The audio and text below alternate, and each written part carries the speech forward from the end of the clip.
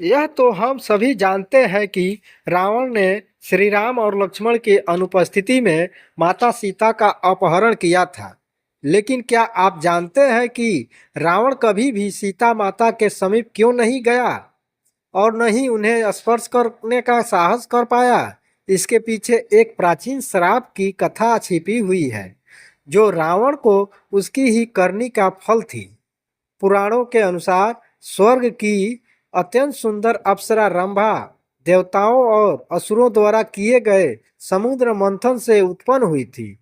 रंभा का सौंदर्य आदित्य था और वह अपने नृत्य व कला कौशल के लिए प्रसिद्ध थी। रंभा का विवाह रावण के भाई कुबेर के पुत्र नल कुबेर से हुआ था, अर्थात रंभा रावण की बहू लगती थी। एक बार जब रावण स्वर्गलोक पहुंचा तो उसने रंभा को देखा और उसकी सुंदरता से मोहित हो गया। रावण ने रंभा के साथ जबरन दुराचार करने का प्रयास किया।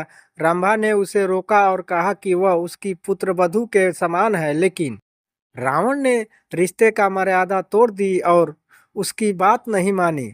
जब यह बात नल कुबेर को पता चली तो वह क्रोध से भर उठा।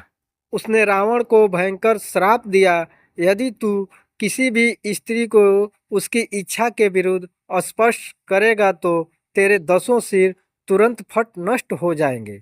इस श्राप के कारण रावण आजीवन किसी भी स्त्री को उसकी मर्जी के बिना स्पर्श नहीं कर सका। यही कारण था कि माता सीता का अपहरण करने के बाद भी रावण उनके पास नहीं गया। जब जब सीता माता अपने हाथों में घास का तिनका उठाती थी, रावण भयभीत होकर पीछे हट जाता था, क्योंकि उसे अपने श्राप की याद आ जाती थी। कहा जाता है कि बाद में द्वापर युग में अप्सरा रंभा ने ऋषि शशिरायण से विवाह किया और उनके पुत्र कालयवन का जन्म हुआ, जो आगे चलकर भगवान कृष्ण का शत्रु बना।